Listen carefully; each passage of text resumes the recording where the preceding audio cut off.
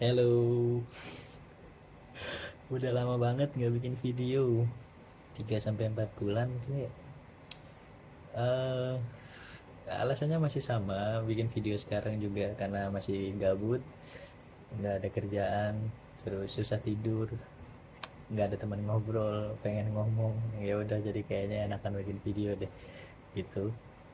Terus pertama-tama mungkin saya ucapin selamat kepada saya dan anda-anda sekalian yang sudah sampai di tahun 2025 melewati tahun 2024 dengan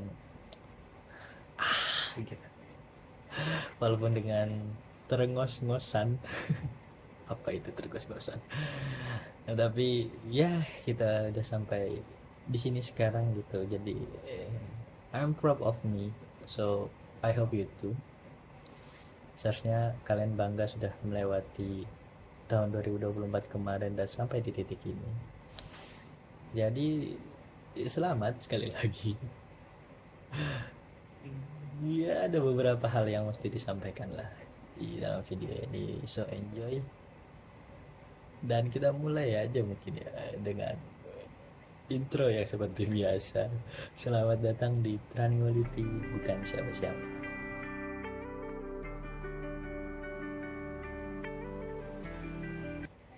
Yang pertama, yang pertama mungkin gue bakal update beberapa hal kemarin ya. Eh, nggak ada yang berubah sih, sama aja tetap menjalani kehidupan dengan begini-begini saja. Kalau kata Baskara, semoga hidup kita begini-begini saja, tapi saya harap tidak. Ya mungkin ada beberapa insight yang bertambah, ada beberapa hal yang masuk, ada beberapa hal yang mesti dikeluarkan, ada beberapa hal yang mesti dibuang. Seperti yang pertama mungkin kita bahas dulu banyak tren tren mungkin yang sedang marak tentang patriarki, tentang toleransi, tentang standarisasi gitu gitu lah. Yang pertama, hmm, siapa sih yang menciptakan patriarki ini? Siapa yang menciptakan standar patriarki ini, siapa sih gitu kan? Kayak lu nggak punya kerjaan ya gitu. Karena sebenarnya kawan-kawan, nah ini opini saya pribadi. Sebenarnya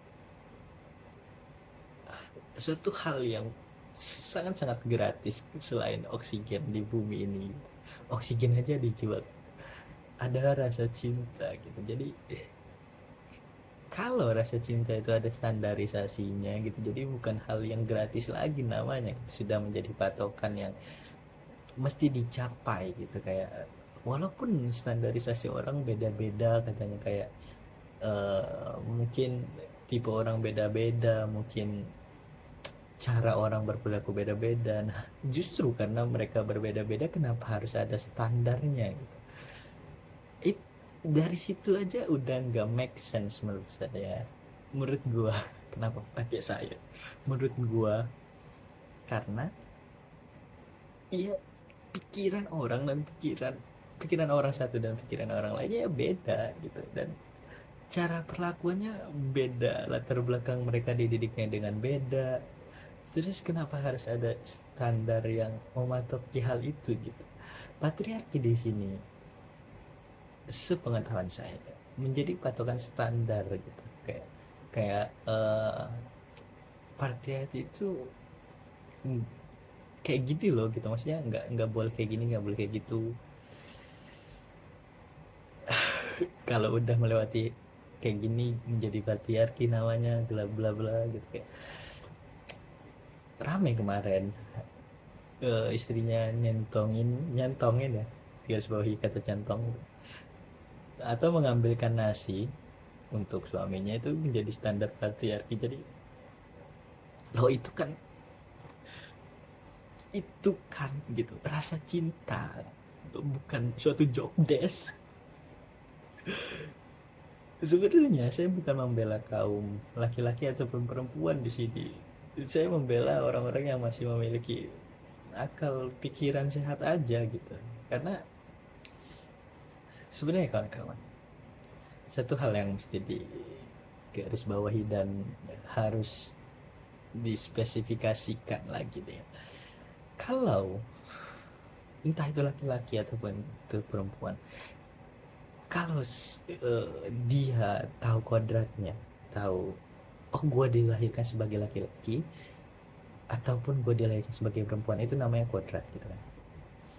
Tahu apa job desk-nya gitu, memang memang gue ngomongin job desk lagi, memang ada tugas-tugasnya masing-masing gitu, makanya diciptakan laki-laki dan perempuan. Karena kalau laki-laki sama laki-laki itu namanya penyimpangan, setuju dong kalau itu gitu. Nah, antara laki-laki dan perempuan gitu, mereka tuh nggak bisa hidup masing-masing. Laki-laki nggak bisa hidup tanpa perempuan, begitupun juga perempuan tidak bisa hidup sama laki-laki. Kalau banyak perempuan independen di luar sana yang haus dalam tanda kutip kata patriarki, dengan alasan gue bisa kok nyari duit sendiri, bahkan gue juga bisa untuk eh, mengurus rumah sendiri, terus mencari uang sendiri, ngurus anak sendiri, mungkin kayak gitu, tetap aja mereka itu adalah kaum wanita. Kalian itu adalah kaum wanita yang secara kodratnya itu butuh perlakuan khusus dari seorang laki-laki, kayak mesti disayang, mesti di ngertiin. Nah, kalian mau kan hal kayak gitu gitu.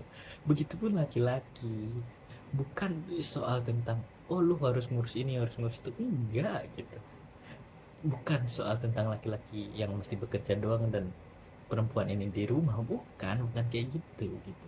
Ya, saling membutuhkan aja antara makhluk makhluk satu dengan makhluk lainnya gitu. Karena laki-laki biasanya keras, jadi wanitanya yang melebur, atau sebaliknya wanitanya yang dilahirkan dengan latar belakang yang keras, laki-lakinya yang mencoba melebur, seperti itu gitu. Bukan kalau nih ya, kalau seorang wanita mau ngambilin nasi aja buat suaminya, itu adalah bentuk bentuk cinta dia gitu. Laki-laki bisa ngambil sendiri. Pun begitu kalau misalkan laki-laki mau ngambilin istrinya nasi, kan kalian juga bisa ngambil sendiri gitu. Tapi itu adalah bentuk cintanya, perlakuannya gitu. Kasih sayangnya gitu. Karena mungkin si istrinya, oh suami saya capek habis bekerja, dia butuh seperti ini, lah istrinya itu yang tahu gitu. Jadi kawan-kawan gak usah memperdebatkan hal kayak gitu. Ngerti kan? Sampai di sini ngerti nggak poinnya? Terus kalau misalkan suaminya ngambilin nasi buat si perempuannya, si wanitanya, mungkin di pikiran laki-lakinya pun sama. Oh, wanitanya ini capek ngurusin rumah atau gimana, udah masak atau gimana, nggak ada salahnya saya ngambil nasi, gitu aja kawan-kawan. Alangkah indahnya. Ini nih perdebatan yang tidak akan pernah selesai sampai kapanpun. Sampai 2045 yang katanya Indonesia Emas tuh nggak ada itu. Nggak akan selesai. Dan kita akan menjadi orang yang stuck aja sampai di sini kalau masih memperdebatkan hal kayak hal konyol kayak gitu. Saya kasih satu contoh yang tidak mungkin bisa kalian bantah. Kalau laki-laki dan perempuan sudah mengerti kodratnya masing-masing, seperti cerita Nabi Muhammad, gak mungkin kalian bantah ini. Dia ceritanya Nabi Muhammad ini pulang malam, saking gak mau untuk membangunkan istrinya, karena dia udah tahu, oh saya pulang malam, kemalaman nih, istri saya tidur pasti dong. Dia nggak mau ngetuk rumah itu gitu. Jadi dia tidur di depan, di teras, di depan pintu rumahnya, saking tidak mau membangunkan istri ya. Karena istrinya mungkin dalam pikirannya udah capek, udah masak segala macam, mesti harus bangun lagi, saya mesti mengganggu tidurnya lagi gitu. Alangkah buruknya saya. Itu tuh alaknya nabi nabi kita ya kawan-kawan. Terus istrinya juga karena sudah memahami kodratnya juga kayak, suami saya belum pulang gitu, Alangkah buruknya saya kalau suami saya pulang, saya tidur, saya tidak membukakan pintu untuknya, saya tidak menyambutnya. Mungkin suami saya lelah, ada yang dikerjakan, sampai dengan larut malam seperti ini gitu. Itu alangkah buruknya saya hanya sekedar membukakan pintu aja. Jadi istrinya nih, bayangin istrinya tidur di depan pintu nungguin Nabi pulang gitu, sama-sama di depan pintu, satunya di luar satunya di dalam. Itu itu udah takut aja masing-masing. Indah bukan? Indah bukan? Anjing seperti ceramah. Udah kan? Indah kan? Itu namanya cinta. Tidak ada patriarki, tidak ada matriarki, tidak ada standarisasi TikTok, tidak ada harus punya A B C D, tidak gitu. Dia tahu kodratnya. Suami bekerja mencari uang segala macem, butuh disambut dengan hangat. Istrinya pun begitu. Istri istri apa eh, eh, istrinya udah masak bersih bersih, butuh diperlakukan dengan baik, seperti itu kan? Setuju nggak? Iya kan, harusnya seperti itu dong. Jadi stop lah ngomongin patriarki bullshit itu, stop gitu. Karena yang kita butuhkan itu sebenarnya bukan standarisasi itu, ataupun eh, hal-hal yang hal-hal hal-hal yang harus dilakukan sama suami sama istri, itu bukan kayak gitu. Saling mengerti aja. Satu kepala manusia sama kepala lainnya beda, balik lagi tadi gitu. Jadi yang tahu suamimu, ya ya kamu sebagai istrinya. Yang tahu istrimu, ya kamu sebagai suaminya. Jadi komunikasi aja gitu. Intinya kan komunikasi. Oh kayak kayak gini salah, oh kayak gini buruk gitu.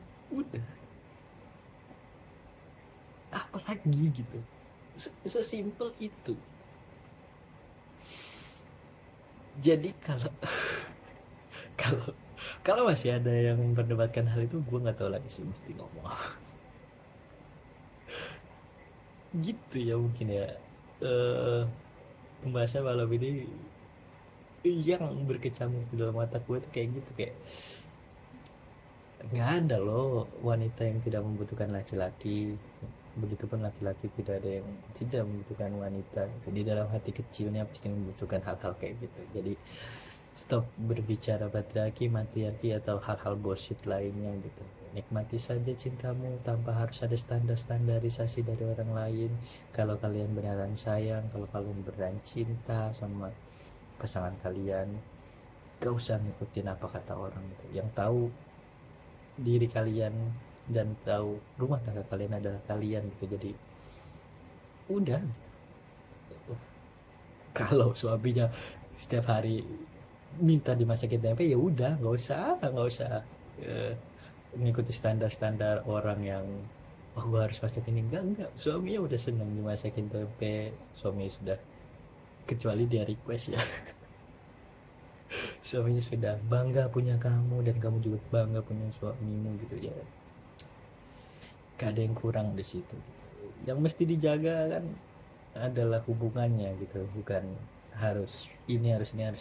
Bahkan ada nih eh, yang menuntut A B C D E sampai Z pun gitu, itu masih kurang di matanya dia. Bahkan itu semua udah terpenuhi tapi masih kurang di matanya dia. Karena apa? Karena dia tidak tidak memiliki cinta itu tadi gitu, tidak tahu job desk-nya, tidak tahu kodratnya gitu. Itu masih kurang bagi dia, dan dia pikir dia bisa kali hidup sendirian di dunia. Tidak ada yang mau hidup sendirian di dunia ini. Tapi kata teman saya, ya kita juga bakal sendirian sih di dunia ini. Jadi nikmatilah selagi ada. Nah mungkin kayak gitu. Yang kedua, agak panjang. Yang kedua mungkin apa ya? Oh ini aja, kita bahas sesuatu hal yang lebih sensitif.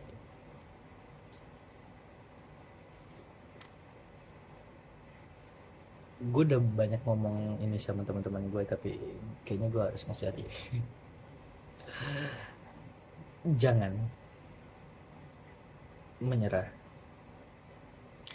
dengan hubungan yang sudah lama hanya karena kamu mendapatkan orang baru yang mungkin bisa menutupi kekurangan pasangan kamu. Ini mungkin konteksnya juga masuk ke dalam perselingkuhan ya. Karena pertama, orang baru mungkin lebih menarik, bahkan sangat menarik. Dia bisa memberikan kekurangan dari orang yang lama. Bayangkan, orang yang lama punya 95% kelebihan, tapi kamu memilih orang yang baru yang hanya memiliki 5% kekurangan dari orang yang lama.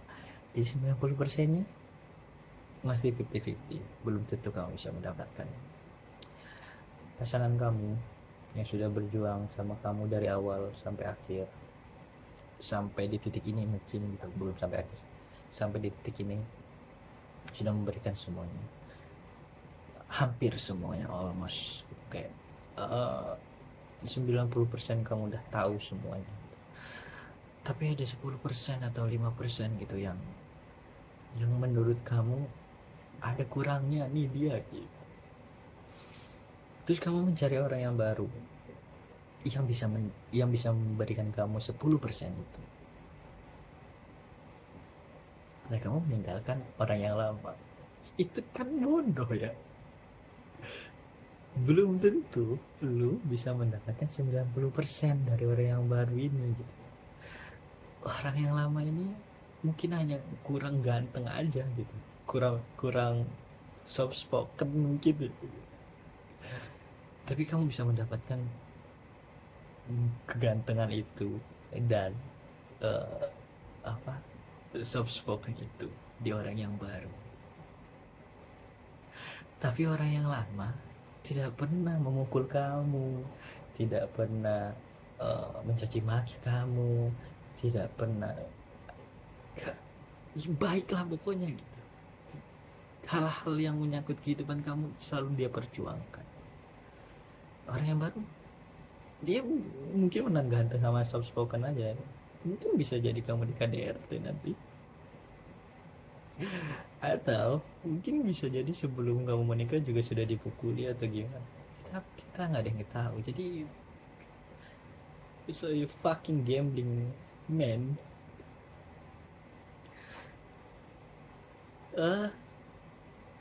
Iya, konyol aja untuk kayak gitu gitu, karena kalian sudah, kecuali hmm, kamu dihadapkan di dua pilihan gitu, kayak yang menurut kamu worth it mana ya bisa dipilih. Tapi kalau memilih orang baru yang hanya memberikan 10% daripada orang yang lama yang sudah hampir menyerahkan seluruh kehidupannya sama kamu, konyol gak sih gitu.